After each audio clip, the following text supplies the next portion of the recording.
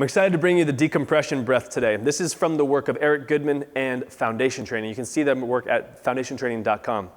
The decompression breath is something that counteracts what can be perceived as negative forces of gravity, because gravity in our environment, built with chairs and cars and all of these things that collapse our rib cage, shorten muscles of our neck and don't allow us to breathe fully, it actually does sit in our ligamentous system and cause damage.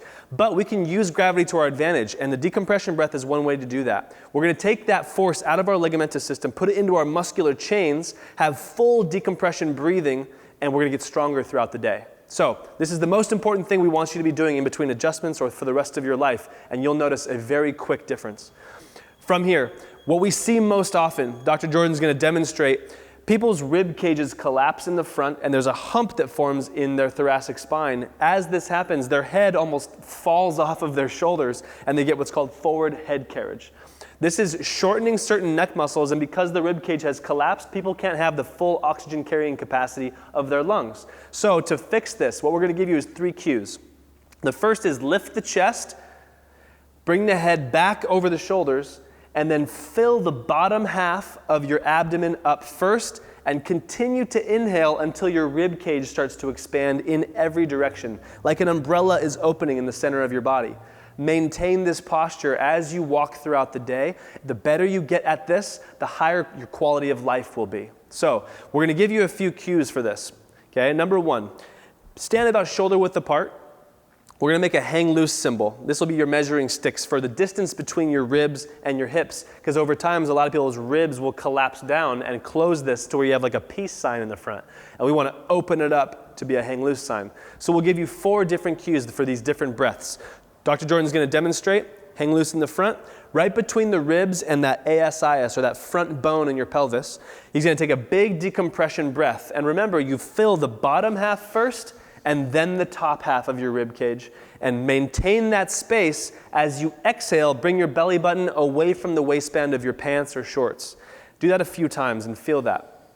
Increasing that distance, you can already see his chest rising, his head naturally starts to float back over the shoulders, and you maintain that. While maintaining that, now bring your hands over to the sides of your body in this position. And it's that same hang loose concept, but now from the bottom of the rib cage here to the top of that side pelvic bone, the iliac crest, increase that distance. And again, expanding in every direction possible, like an umbrella is in the center of your body opening, and then maintain that distance as you exhale. Exhale from the top of the rib cage down, maintaining that space so that you get the maximum oxygen carrying capacity of your entire rib cage. The next one is the back of the body. So right down here, he has 3 ribs down here, 10 through 12, that there's a little muscle called your serratus posterior inferior. You don't have to know that. We're not going to test you on it. But we want you to understand that a lot of people, even though we're breathing here, we don't want to forget that we want the expansion of these ribs as you inhale as well. So don't forget the first 2. Maintain this space, and this next one is, now as you inhale, really expand ribs 10 through 12 at the bottom, maintain that space, and then exhale belly button away from the waistband of the pants.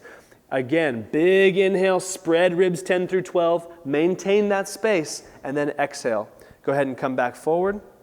The last piece now, we've already mentioned it twice.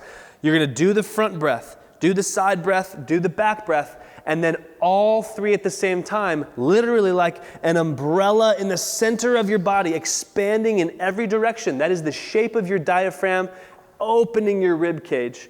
We want this full diaphragmatic excursion so you can really pull oxygen into all 4 of the corners of your lungs.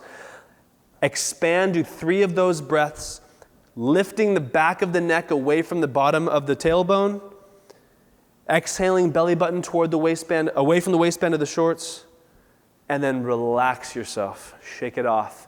This is perhaps the most effective, efficient, and sustainable way for you to breathe. Don't look at this like an exercise that you do a couple sets a day.